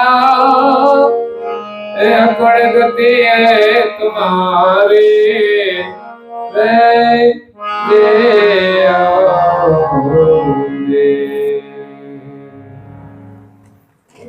મહાપુરુષોની પાસે એક દ્રષ્ટિ હોય છે. આ જગત કરતાની કેવી અકળ કળા છે. આ જગતને જોઈએ ને તો એની એક એક કૃતિની અંદર એની કલાના દર્શન થાય, જો અવલોકન કરતા આવડે તો. પણ એ દ્રષ્ટિ આપણે સત્સંગ દ્વારા મેળવવી પડે. કોઈ સદગુરુના સત્સંગથી આપણને પ્રાપ્ત થાય છે. જગતની રચના કેવી છે એ આપણે જ્યારે એનું અધ્યયન કરીએ ત્યારે ખ્યાલ આવે છે. જેમ કોઈ એક સાધન હોય, કોઈ પણ સાધન લ્યો, આપણે એનો ઉપયોગ કરતા હોઈએ પણ એની અંદરની રચનાની આપણને કંઈ ખબર ના પડે, બગડે એટલે સીધું દવાખાને. પરંતુ એનો કોઈ જાણકાર હોય તો એને બધી ખબર હોય કે આ સાધન કેવી રીતે બન્યું છે, એની અંદર શું શું કલાઓ મૂકેલી છે. કોઈ પણ સાધન લ્યો, ગાડી લ્યો કે કોઈ પણ ઘરમાં વાપરતા ઇન્સ્ટ્રુમેન્ટ છે, મોબાઈલ લ્યો, ટીવી લ્યો, ફ્રીજ લો, પંખો લો, આ કેમ ફરે છે આપણને કઈ ખબર પડે? કેમ ફરે છે? આપણે તો હોઈ જઈએ તો ફર્યા જ કરે. આ વ્યવસ્થા થઈ કેવી રીતે? એક પાવર કેવી રીતે ઉત્પન્ન થાય એ પણ એક પ્રશ્ન છે. વિદ્યુત, અને એ પાછો પાવર આપણા ઘરમાં આવે અને આપણને અજવાળું આપે, કઈ ઠંડુ કરે, કઈ ગરમ કરે, કઈ હવા ફેંકે. કેવી કેવી કલાઓનું સંશોધન કર્યું છે વિજ્ઞાને. પણ વિજ્ઞાને કર્યું છે ને એનાથી પણ આગળ ઘણું બધું રહસ્ય વાળું છે. આ તો ટેકનોલોજી આવી, પણ એના પહેલા જે માલિકે બનાવ્યું છે ને એ તો પહેલેથી જ ચાલ્યું આવે છે. તો કે વૃક્ષમાં બીજ અને બીજમાં વૃક્ષ. એક બીજની અંદર શું છે? એક નાનકડું બીજ છે, એમાં એક છોડથી માંડીને મોટા મોટા વટ વૃક્ષ સમાયેલા છે. કેટલું મોટું ઝાડ હોય છે અંદર. વડનું બીજ એક રાઈના દાણા જેવું, પણ જમીનમાં પડે ને એટલે ધીમે ધીમે ધીમે વધે ને તો મોટો વડ બને, વટ વૃક્ષ બને. વિચાર કરો, એક ઝીણા બીજની અંદર માલિકે આ વડને સમાયો છે. એટલે એક નાનામાં છોડથી માંડીને જેટલી પ્રકારની વનસ્પતિ છે, કેટલી વિવિધ પ્રકારની, અને એની અંદર પણ પાછી વિવિધતા છે બધી. એના રસ જુદા હોય, એનો સ્વાદ જુદો હોય, એનો ગુણ જુદો હોય, અને એનો ઉપયોગ પણ હોય કે કોઈ મનુષ્યને ઉપયોગી હોય, કોઈ પ્રાણીને હોય, કોઈને હોય. કઈ ને કઈ ઉપયોગ માટે જ દરેક વસ્તુ બનાવી છે. આ દુનિયાની અંદર એક પણ વસ્તુ એવી નથી કે જેની જરૂર ના હોય. આપણે એમ કહીએ કે ભાઈ આ સાપ ને વીછી ના ભગવાન હું કામ બનાવ્યા છે, એના કરતા તો ના બનાવ્યા તો ચાલે. પણ ના, આપણને ખબર નથી એટલે ચાલે. કારણ કે આપણને કરડે ને એટલે આપણે એમ કહીએ આને હું કામ બનાયા. પણ એ ના બનાવ્યા હોય તો એ કઈ ઘરમાં ઓછા વીછી હોય છે? જીવતા જાગતા ફરતા સાપ. પેલા તો છે ને કઈ મતલબ વગર કરડતા નથી, નીકળી જાય. પણ એ સાપ પણ આ જે વાતાવરણ હોય છે એની અંદર અમુક પ્રકારના જે ઝેર હોય ને એને ગ્રહણ કરતું હોય છે. એ ઝેરી કેમ થયો છે? તો એની પ્રકૃતિ છે, અને એ જે લેતો હોય છે ને એ ઝેરને ઓછું કરે છે. જો કદાચ બધા સાપ મરી જાય ને તો કદાચ આપણે જીવવા જેવું વાતાવરણ ના પણ રહે. આ માલિકની બનાવેલી જે વ્યવસ્થા છે એમાં થોડું કંઈ પણ ડિસ્ટર્બ માણસ કરે છે ને તો જોવો જ ને, આ ક સમયે વરસાદ આવે છે, ક સમયે ઠંડી પડે છે, ક સમયે ભૂકંપ આવે છે, બધું અલગ અલગ થાય છે. કારણ કે સાયકલ ખોરવાય છે. એટલે પરમાત્માએ જેટલા પણ શરીર બનાવ્યા છે એ બધું બેલેન્સ છે એક પ્રકારનું. આ ના હોય તો પછી બીજી કંઈક મુશ્કેલી થાય. હવે આપણા શરીરમાં બધા દાગીનામાંથી કોઈ પણ દાગીનો કાઢી નાખીએ ચાલે એવો છે ભાઈ? આ 5 આંગળી બનાવી, એક ના હોય તો શું ફરક પડે? પણ ના, એની આપણને ખોટ દેખાય ખરી. ચલાવી લઈએ પણ એની ખોટ તો દેખાય જ. બે આંખ છે, એક ના હોય, શું વાંધો છે? પણ આમે હારી ના લાગે. પાછું દેખાવાનું તો ઠીક છે. એટલે ભગવાને જે બનાવ્યું છે ને બધું યોગ્ય બનાવ્યું છે. બગાડવાનું કામ તો છે ને આપણે જ કરીએ છીએ. એટલે આપણે જેમ ભગવાને બનાવ્યું છે ને એનો આપણે સદુપયોગ કરવાનો છે. એની કલાના દર્શન કરીને માલિકને યાદ કરવાના છે કે આનો બનાવવા વાળો કેવો હશે. એને મળીએ તો ખરા. એક પ્રધાનમંત્રી હોય ને, પ્રધાન પદ પર બેઠા હોય ને, એ મળે ને તોય લોકોને આનંદ થઈ જાય. અરે એના હાથે એક સર્ટિફિકેટ મળી જાય ને તોય, એનો ફોટો એની સાથે પડાવે ને તોય ગૌરવ થઈ જાય. એના ઘરમાં લગાવેલો હોય ને, કોઈ કે લે પ્રધાનમંત્રી સાથે તમારો ફોટો. એટલે તો ઘણી વાર છે ને એ પ્રચારમાં આવ્યા હોય ને તો ત્યાં બધાને મળતા હોય ને તો લોકો સેલ્ફી લઈ લેતા હોય છે. કેમ? તો કે આપણો એની સાથે ફોટો થઈ જાય.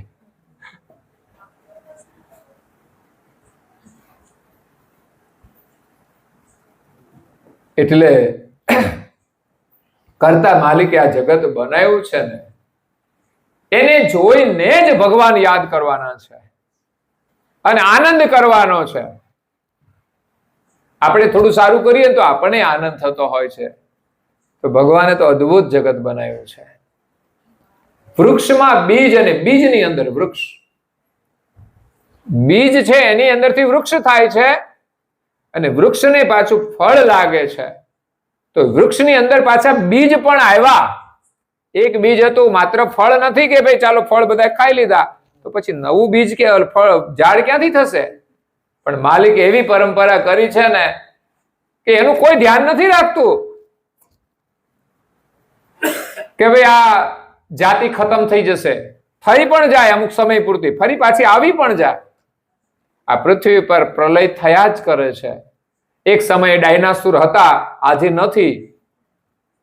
ફરી પાછા આવી પણ શકે. કેવી રીતે આવે ભગવાન જાણે, આપણને ખબર ના પડે. અને કેવા કેવા ચિત્ર વિચિત્ર પ્રાણી, પશુ, પંખી, વનસ્પતિ બધી બનાવી છે. અલગ અલગ જાતની વનસ્પતિ, અલગ અલગ જાતના એના ફૂલ, અલગ અલગ જાતના એના ફળ, અલગ અલગ જાતના એના રસ. કોઈને ફૂલ નથી, કોઈને ફળ નથી, તો એ વનસ્પતિ ઔષધ તરીકે કામ લાગતી હોય છે. આપણને એમ થાય કે આ તો કઈ કામની નથી, પણ માંદા પડીએ ત્યારે આપણને ખબર ના હોય ને આપણે એનો રસ પીતા હોઈએ. એ તો ડોક્ટર બનશે ને ખબર પડશે. જેટલું અધ્યયન કરીએ એટલી ખબર પડે છે. બાકી તો આ દુનિયાનું 1% આપણે જ્ઞાન નથી મેળવી શકતા. એટલું અદ્ભુત જ્ઞાન આ દુનિયામાં છે. પહેલા તો છે ને ડોક્ટર વિભાગમાં બહુ થોડું હતું. અત્યારે તો કેટલી અલગ અલગ જાતના ડોક્ટરો થઈ ગયા અને સાધનો બધા ચેકઅપ કરાવવાના કેટલા બધા અલગ થઈ ગયા. બીમારીઓ એટલી બધી વધી છે. એટલે ટેકનોલોજી વધે છે એમ એનું નોલેજ વધે છે. તો એક વૃક્ષની અંદર બીજ છે ને બીજની અંદર પાછું વૃક્ષ છે. એટલે એની પરંપરા ચાલ્યા જ કરે છે. માલિકે તો એકવાર બનાવી દીધું ને, પણ એવું બનાવ્યું ને એકમાંથી પછી અનેક થયા જ કરે છે. અને સૃષ્ટિ અંદર પછી જે જરૂરિયાત હોય એ પ્રમાણેનું બેલેન્સ પણ રહેતું હોય છે. અને એ બીજ, જે બીજ હોય એમાંથી જે ઝાડ થાય ને, પાછું એમાં ડાળ હોય, પાન હોય, ફળ હોય, ફૂલ હોય. અને એ નાના નાના છોડ આપણને ગમે છે કેટલા બધા સરસ. એક છોડ જો આપણને બહુ સુંદર હોય ને તો આપણને ગમી જાય. ઘણા લોકો કુંડા રાખતા હોય સરસ મજાના. આપણે આમ બેઠા હોઈએ તો આપણે જોઈએ ને તો આપણું મન પ્રસન્ન થાય. પ્રકૃતિ છે, ભગવાનની બનાવેલી પ્રકૃતિ છે, એટલે એને જોઈને આપણને પ્રસન્નતા થાય છે. તો અવલોકન કરીએ ને તો એમ થાય કે ભગવાને કેવું સરસ બનાવ્યું છે. બાકી આપણી કોઈ તાકાત નથી જમીનથી અલગ કરીને આપણે એને જીવાડી શકીએ. હું ઘણી વાર વિચારું કે ઘણા પક્ષીઓ એને ઈંડા મૂકે ને તો એને ઉછેરવાનું, સેવવાનું કામ તો એ જ કરી શકે. આપણે ભલે એના કરતા હોશિયાર હોઈએ પણ ઈંડાને સેવીને આપણે એનું કામ નહીં કરી શકીએ. એ મરી જશે બચ્ચું, એને શું ખાવા આપીશું? જો કે કૃત્રિમ સંશોધનો થાય છે બધા આ મરઘા કેન્દ્રના લાભ, પણ એ પ્રોડક્શન વધારે છે. બાકી તો કુદરતના નિયમ પ્રમાણે બધું ચાલતું હોય છે એનું પ્રોડક્શન, પણ આ અકુદરતી રીતે એનું પ્રોડક્શન કરે છે તો એનું નુકસાન પણ થતું હોય છે. અને એનું જે સેવન કરે ને એનાથી પણ લોકોની મતિ બગડતી હોય છે. અને અકુદરતી રીતે જેનું નિર્માણ થયું છે, અને એ પણ પાછો ખોરાક પણ અખાદ્ય છે. એ પણ કોઈ જીવને મારીને ખાવાનો આપણો કોઈ અધિકાર નથી, પણ છતાંય લોકો ખાય છે. અને આજે શિક્ષિત લોકો હોવા છતાં આ બધું ભૂલી જતા હોય છે. આગળ જતા લોકો શિક્ષિત હોય છે પણ સંસ્કાર ન હોય તો આગળ જતા પીતા થઈ જાય છે, કંઈ પણ ખાતા થઈ જાય છે. અત્યારે લોકો ઈંડા ખાય છે. કઈ ખાવાની વસ્તુ છે? અરે ભગવાને કઈ ખાવાનું ઓછું બનાવ્યું છે? એ પેલા બહાર ખાવાનું શરૂ કરે, પછી ઘરમાં લાવવાનું શરૂ કરે, પછી આખું ઘર અભડાવી દે.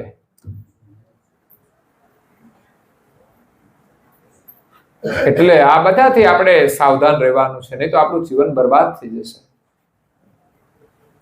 બૂંદ સે ઈંડ में पिंड बनाया, एक बूंद, એક બીજ હતું, એમાં એક ઝાડ છે. એવી જ રીતે સ્થાવર વનસ્પતિ સિવાયના જે બધા ઘાટો છે એ બુંદમાંથી બને છે. જે ગર્ભની અંદર બાળક બને છે એક બુંદમાંથી બને છે. બીજી પણ જાતિઓમાં એ રીતે એના બુંદમાંથી એ ઘાટનું નિર્માણ થાય છે. તો બુંદમાંથી એમણે પિંડ બનાવ્યો, 10 ઇન્દ્રિયધારી, 10 ઇન્દ્રિયો બનાવી. એક માત્ર સૂક્ષ્મ બુંદ હોય છે. શુક્રાણુ એકદમ સૂક્ષ્મ હોય છે. એને માઇક્રોસ્કોપ ઉપર 100 ગણું કરવામાં આવે ત્યારે દેખાય એટલું એક શુક્રાણુમાંથી આ ઘાટ બને છે. તો એમાં 10 ઇન્દ્રિયો અને આખું ઘાટ હોય, એમાં બધું ક્યાં ગોઠવું હશે ભગવાને? એની આંખો બધું એની જગ્યાએ જ આવી જાય. તે બુંદની અંદર જ ગોઠવાયેલું છે, કોમ્પેક્ટ કરીને મૂકેલું છે. આ છે ભગવાનની અકળ કળા. કે એક માણસ છે, માણસની અંદર પાછું બુંદ છે, બુંદની અંદર પાછું ઘાટ છે. જે વસ્તુ જ્યાં છે ત્યાં આવી જાય છે, એની જગ્યાએ જ આવી જાય છે. તો કૈવલ કરતા અકળ ગતિ હે તુમારી, ઘટ ઘટ में અંશ આપ પસારી. દરેક ઘાટમાં એને અંશ પ્રેરિત કર્યો છે, અને ચૈતન્ય વૃત્તિ અંશની જે છે એના દ્વારા ઘાટ ચાલે છે. પશુ પંખી જળચર જાતિ, કોઈ પાણીમાં રહે છે, કોઈ હવામાં રહે છે, કોઈ પૃથ્વી પર રહે છે. માણસને પાણીમાં નાખ્યો હોય તો ડૂબી જાય, મરી જાય. જ્યારે પાણીમાં રહે છે એને બહાર કાઢો તો મરી જાય. આ એક અકળ કળા છે. એ કેટલી સૂક્ષ્મ ગતિ જે મૂકી છે ને, પંચમ વેદ વાંચીએ ને તો ખબર પડે કે આ કઈ રીતનું વિજ્ઞાન છે, કઈ રીતે બનાવ્યું છે ને. એનું એક માત્ર બાહ્ય નોલેજ, બાકી તો એનો અનુભવ કરીએ ને તો એમ થાય કે શું માલિકની અંદર કેટલું સામર્થ્ય છે. અને એમની પાસે નવ બુદ્ધિ છે. આ નવ બુદ્ધિથી એમને જ્ઞાન, આ જગત બનાવેલું છે, અને આપણને આપી એમાંથી એક જ બુદ્ધિ. અને એ પણ જગતનો વ્યવહાર કરવાની. આ સર્જન જે થયું છે ને એ આપણે જાણી નથી શકતા એક બુદ્ધિથી. એટલે પરમ ગુની ગતિ અકળ છે. આજે લોકો બધા ઓળખી નથી શકતા, કારણ કે જે પરચા અને ચમત્કાર હોય કે ભૌતિક લાભ થતો હોય એમાં વધારે લોકોની પ્રીતિ છે. જ્યારે પરમ ગુની ગતિ તો અકળ છે, આપણી સાથે જોડાયેલી છે, આપણને જીવન આપે છે, અને એનું આપણે ભજન કરીશું ને એની સાથે એકતા થશે તો આપણી કૈવલ સાથે એકતા થઈ જશે. હવે એને એના સંકલ્પથી આ જગત બનાવ્યું છે, બરાબર? કરતાએ આપણે તો એક માયા પાછળ દોડીએ છે ને, કે જેનું અસ્તિત્વ તો રહેવાનું જ નથી ને. આપણને ગમે તે વસ્તુ મળે એનો માત્ર જરૂરિયાત પૂરતો ઉપયોગ સિવાય કઈ મહત્વ નથી. આપણે એનું જીવનભર ચિંતન કરીને વાસના જ લઈને જતા રહીએ છીએ. કોઈ પણ સાધન હોય, કોઈ પણ વસ્તુ હોય, એના ઉપયોગ માટે છે, એનું ચિંતન નથી કરવાનું. જરૂર હોય તો લાવીએ, એનો ઉપયોગ કરી લઈએ. પણ આપણે તો એના ચિંતનમાં એટલા ખોવાઈ જઈએ છીએ કે ભગવાન આપણને યાદ નથી આવતા, યા તો ભગવાનનું સ્મરણ કરવાની ઈચ્છા પણ રહેતી નથી. સંધ્યા સમયે પ્રયાસ કરજો, મારે પ્રાર્થના કરવી છે, પણ ચાહના કઈ જાગે છે? મોબાઈલ છે, ટીવી છે, કઈ બહાર જવું છે, ફરવા જવું છે, રખડવા જવું છે, વાતો કરવી છે. વાતો કરવામાં મજા આવે, લ્યો કલાક નીકળી જાય ને ખબર ના પડે. પણ હાજે પછી ભજનમાં બેસવું હોય તો લોકોને રસ નથી પડતો. ખરેખર તો ભગવાનના ગુણગાન ગાવાના છે કે આ ભગવાનને આપણને એણે બનાવ્યા છે, આ જગત એમણે બનાવ્યું છે, તો એના આપણે ગુણગાન ગાઈએ તો એની કૃપા આપણા ઉપર હંમેશા રહેતી હોય છે, આપણું એ ધ્યાન રાખતા હોય છે. એટલે પશુ પંખી જળચર કેરી જાતિ પવન મેં પંખ અવસારી. પક્ષીઓને પાંખો આપી જે પવન દ્વારા આકાશમાં ઉડે છે.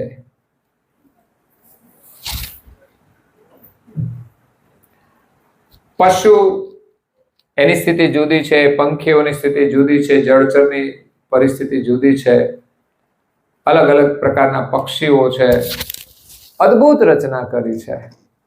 પછી આગળ આપણા માણસની વાત કરી છે.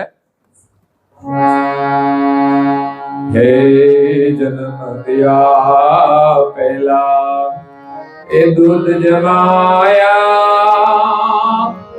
कैसे जुगति समारी रे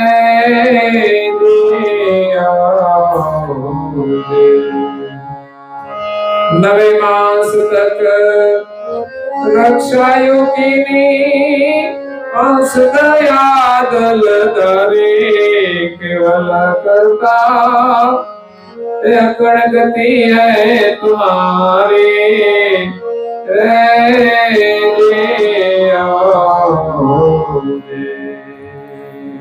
जन्म दिया પેલા દૂધ જમાયા. ભગવાનની અદ્ભુત વ્યવસ્થા છે કે બાળકનો જન્મ થાય એટલે એને શું ખવડાવવું? કે દાળ ભાત તો ખાશે નહીં ને, એને શું ખવડાવશો? પાણીથી તો જીવવાનું નથી, એ માત્ર ને માત્ર માતાના દૂધથી જ રહી શકે છે.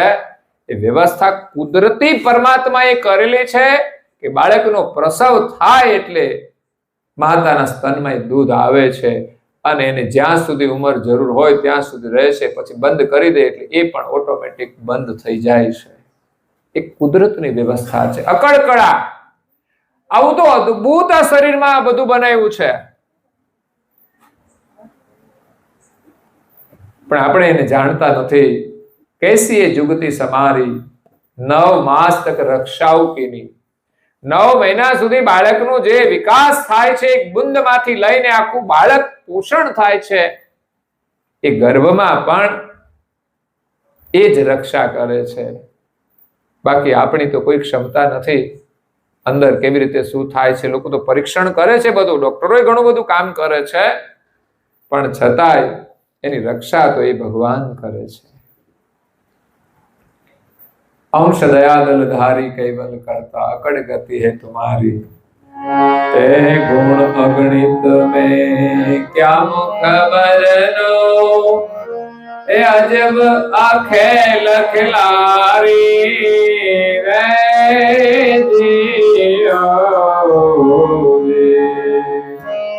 ए अनंत कड़ा को पार न पावे अनंत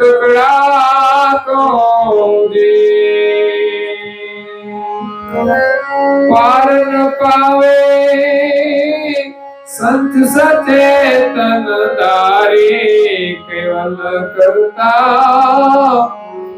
अकड़ गति है तुम्हारी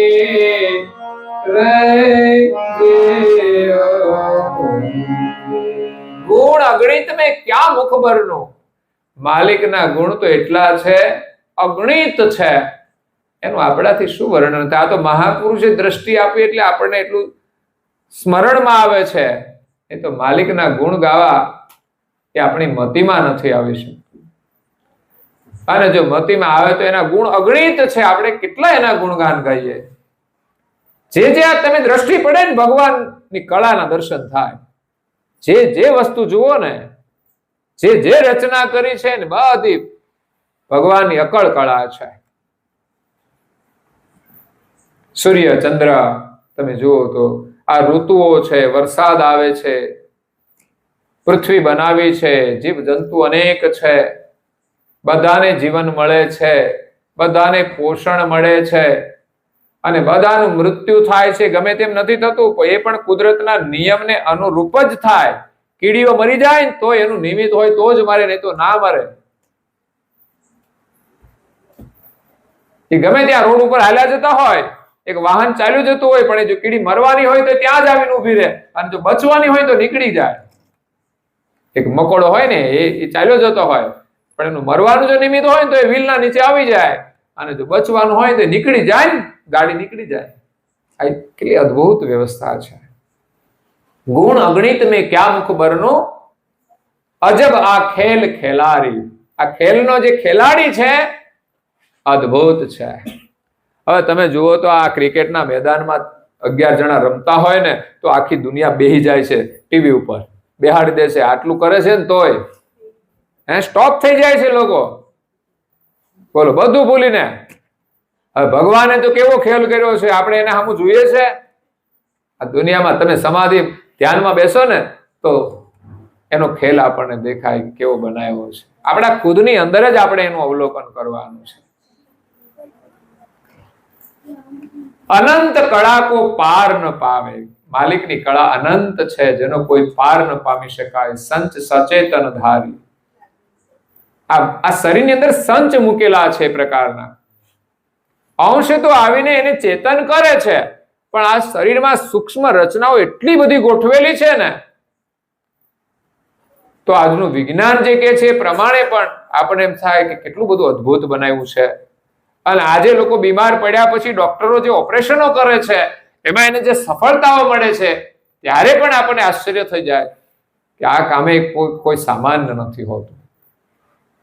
એ તો જયારે ડોક્ટરો બહુ અનુભવ કરશે ત્યાર પછી કક્ષાએ પહોંચી શકશે. અત્યારે અધ્યયન કરે, પછી ધીમે ધીમે એ કાર્યક્ષેત્રમાં જાય, પછી થોડું થોડું આગળ વધતું જાય, અને એનાય પણ અભ્યાસ કરવા પડતા હોય છે. એટલે અલગ અલગ પ્રકારના ઓપરેશનો કેવા કેવા બાળકોને કરવામાં આવતા હોય છે. તો આ શરીરની અંદર કેટલું છે વિજ્ઞાન જાણે છે, અને એનું અધ્યયન પછી ડોક્ટરો કરતા હોય છે, અને એની પાછી દવાઓ શોધાતી હોય છે. ડોક્ટરો તો અધ્યયન કરે કે આ બીમારી હોય એટલે આ દવા હોય, પણ એક રિસર્ચ સેન્ટર છે કે જેનું સૂક્ષ્મ સંશોધન કરે છે કે આ બધી વનસ્પતિઓ હોય એમાંથી સંશોધન કરવાનું, કયા રોગ માટે કઈ વનસ્પતિ લાગુ પડશે, એની દવા કેવી રીતે બનાવવી. આ ફાર્મસી ઇન્ડસ્ટ્રી કોઈ સામાન્ય વસ્તુ નથી. આવી તો બધી જ ઇન્ડસ્ટ્રીઓ અલગ અલગ છે. તમે એન્જિનિયરિંગમાં જાઓ તોય મશીનો એવા જુઓ તો આપણી અક્કલ કામ ન કરે કે આ મશીન બનાવ્યું કેવી રીતે હશે, આવું મગજમાં કેમ આવ્યું હશે, એવી રીતે કામ કરતા હોય છે. હમણાં એક પ્લાસ્ટિકની ફેક્ટરીમાં ગયો તો બધું પ્લાસ્ટિકના બોક્સ ને એવું બધું બનતું હતું, તો એક બે જ માણસ છેલ્લે જોઈએ, બાકી આખું મશીન ઓટોમેટિક જ કામ કરે છે. પ્લાસ્ટિકનો જે કાચો માલ હોય ત્યાંથી પ્રવેશ કરીને બધું એની જાતે મૂકી દે, આમ કરી બધું ગોઠવવાળા કેવા કહેવાય. તો એક માણસ આટલું કરી શકતો હોય તો ભગવાન તો અકળ ગતિ વાળા, જેને આખું જગત બનાવ્યું છે, એક એક વસ્તુ અદ્ભુત છે. આકાશમાં પ્લેન ઉડે તો અદ્ભુત છે, પાટા ઉપર ટ્રેન ચાલે તો અદ્ભુત છે, રોડ ઉપર 120 ની સ્પીડમાં ગાડી જતી હોય એ કઈ સામાન્ય વસ્તુ છે? આપણે તો બેસીએ ખરા, પણ એ સાધન બનાવ્યું છે, ચાલે છે. સેજ ભૂલ થઈ જાય તો પૂરું થઈ જાય કામ, પણ બધા ચાલે છે, બધા જેટલું સંભાળીને બધું. તો સર્જનહાર અકળ ગતિ વાળા છે.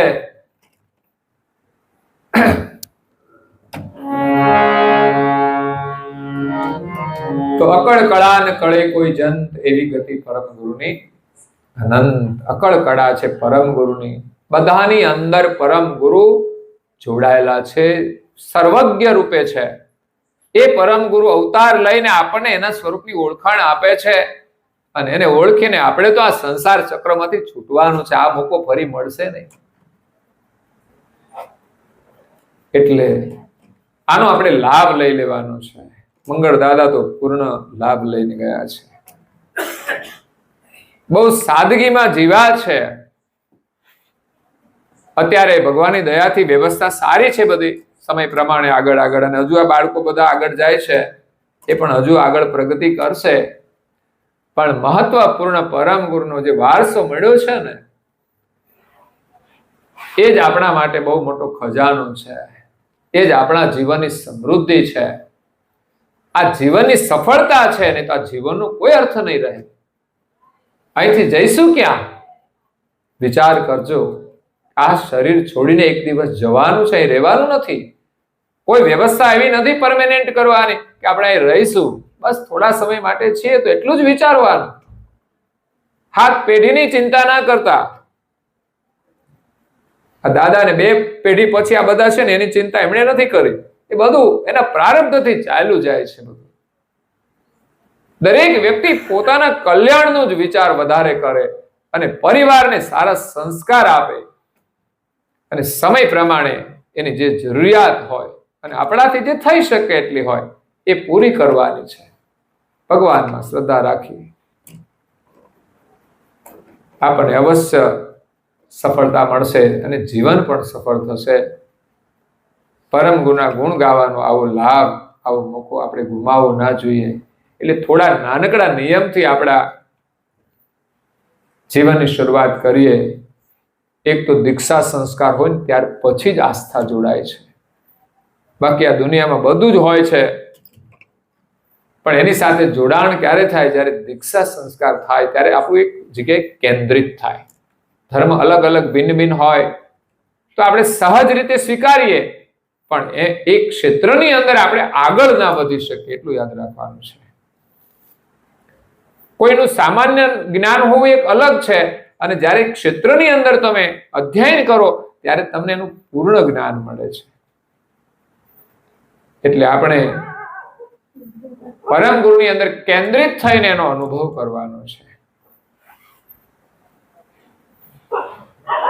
કોઈ પણ એક પુરુષ ને એક સ્ત્રી કોઈ એક સાથે જોડાઈ જાય છે ને ત્યાં કેન્દ્રિત થઈ જાય છે. પછી જ એના જીવનનો સાચો સુખનો શરૂઆત થાય છે. બાકી બધી જગ્યાએ દ્રષ્ટિ જોડે ને તો એ સુખ ના પામી શકે. પણ એક જગ્યાએ જ્યારે એનું જોડાણ થઈ જાય છે પછી એના સાચા સુખની શરૂઆત થતી હોય છે. એમ આપણી આ સંસારમાં બધી જગ્યાએ આપણે ફરીશું, બધી વસ્તુઓ મળશે, આવશે ને જશે, બધું એમાં ક્યાંય સુખ સ્થાયી નથી, યાદ રાખજો. એટલે આપણે એની અંદર રોકાવાનું નથી. બસ એ જ રીતે ભોગવો કે બસ જરૂર છે ને એટલો જ ઉપયોગ કરી લો. બાકી સાચું સુખ જે કાયમને માટે મળે, આ સુવિધા નહીં હોય તો પણ મળે. રઘુરામ મહારાજ પાસે નહોતું મકાન, નહોતું કપડા, માત્ર 2 લંગોટી જ બદલવાની, એટલી જ. બાકી કઈ જ નહીં, કોઈ 1 રૂપિયાનું બેલેન્સ નહીં. ખાવાનું ભગવાનના ભરોસે આ જગતમાંથી મળી જાય અને ભગવાનનું સ્મરણ કરતા સોહંગ લક્ષ્યની અંદર રહેતા હતા. એવી મસ્તી હતી કે કદાચ એને ખાવાનું ન મળે ને તોય ચિંતા નહોતી. અને કેટલી સુરક્ષા, કોઈ તકલીફ નહીં. ટાઢ પડે, તાપ પડે, વરસાદ આવે, કોઈ તકલીફ જ નહીં. અને આપણે ગમે તેટલી સુવિધા કરશું ને તોય તકલીફ જ છે.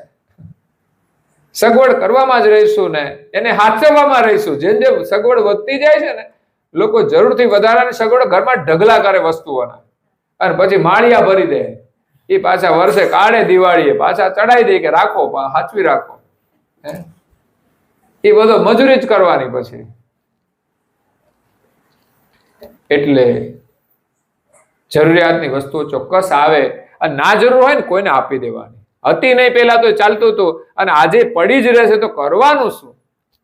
પણ જેની પાસે ના હોય ને એને થાય કે લાવો અમને આપો, સારું લઈ જાવ તમે. બાકી જાય ને એટલી ઉપાધિ ઓછી છે, પણ એ છોડવું ને એ કામ બહુ મુશ્કેલ છે. આપણને મળ્યું હોય ને પછી બીજાને આપી દેવું ને એ અઘરું કામ છે. હું કહું અજાણ્યાને આપો તો કઈ નહીં, સગા સંબંધીઓના જે નેટવર્ક હોય ને એમાં આપી દો, એકબીજાને મદદરૂપ થાવ. પણ આપણું મન પરમ ગુણમાં આપણે વિશે જોડવાનું છે, થોડા નિયમથી. સવારે એની થોડી ચર્ચાઓ કરીશું, અત્યારે ઘણો બધો સમય થઈ જાય છે તો અહીંયા કથાને વિરામ આપીએ છીએ. બાકી ગુરુ મહિમાનો તો છે ને પાર જ નથી આવે. આવા તો કેટલાય જીવન આપણને મળશે ને તો એ ગુરુ મહિમાનો પાર નહીં પામી શકે. જ્યારે એમની કરુણા થશે ત્યારે એમાં આપણે સમાઈ જઈશું. બાકી તો શારદા અને શેષજી જો એના ગુણનું વર્ણન ન કરી શકતા હોય તો આપણે તો સામાન્ય અલ્પબુદ્ધિ છીએ. અને એ નારણદાસજી મહારાજશ્રીએ કર્યું છે, નહીં તો આપણામાં કોઈ જાગૃતિ એમ નથી આવતી. આ તો કોઈ મહાપુરુષની કરુણાથી જ આ જાગૃતિ આવે છે. આ જગતની અંદર અનેક મહાન પુરુષો થઈ ગયા છે એમની કરુણાનો પ્રસાદ આપણને મળે છે તો થોડી થોડી દ્રષ્ટિ મળે છે, થોડા સંસ્કાર મળે છે, થોડું આપણામાં વિવેક આવે છે, થોડી ભગવાનમાં આપણી શ્રદ્ધા થાય છે. કારણ કે જ્ઞાન વગર શ્રદ્ધા ના થાય. ભગવાનનું અસ્તિત્વ છે એની કંઈક આપણને જ્ઞાન તો થવું જોઈએ ને, અને ત્યારે આપણને એમાં વિશ્વાસ આવે છે. પરમ ગુરુ અગાધ જ્ઞાન લઈને આવ્યા છે, એ શ્રવણ કરીએ ત્યારે પરમ ગુરુની પણ ઓળખ થાય અને કૈવલ પ્રત્યે પણ આપણી પ્રીતિ થાય છે. તો મંગલ દાદાની પાવન સ્મૃતિમાં આજે આ મંગલ પારાયણ નો આપણે લાભ લઈ રહ્યા છે. આપણું સૌનું મંગલ થાય. દાદાનું નામ પણ સુંદર રાખ્યું છે, મંગલમય. એનું જીવન અને પરિવારને પણ બધાને મંગલ આશીર્વાદ છે, શુભકામનાઓ છે. અહીંયા મારી વાણીને વિરામ આપું છું. અસ્તુ સત કૈવલ સાય. આદ્ય સક્ર સ્વરાજ કરુણેશ કૈવલ કરતા કી જય. श्री कृष्ण स्वामी महाराज की जय. परम गुरु श्रीमद करुणा सागर महाराज की जय. श्री नारायण दास महाराज की जय. श्री सब कुबेराचार्य महाराज की जय. श्री सब संत संघ की जय. श्री सब देवन की जय. श्री ज्ञान संप्रदाय की जय. श्री गुरु गादी सारसापुरी की जय. श्री कैवल धाम की जय. कथा सत्संग पूर्णावती का सत કૈવલ સાહે. હવે 3 વાર પગે લાગવાનું છે ખોળામાં, આ રીતે ખુલ્લા હાથ રાખીને નીચે. સત કૈવલ સાહે, સત કૈવલ સાહે, સત કૈવલ સાહે. 2 હાથ જોડીને બધાએ બોલવાનું, સત કૈવલ સાહે. બાજુ બેઠા છે એમને પણ પ્રેમથી કહેજો. બાજુમાં જોવો, આમાં જ્યાં નજર પડે ત્યાં હા એ વાતો કરો ત્યારે તો બધા સત કૈવલ સાહે. જેસીબી ની જેમ માથું ફરે.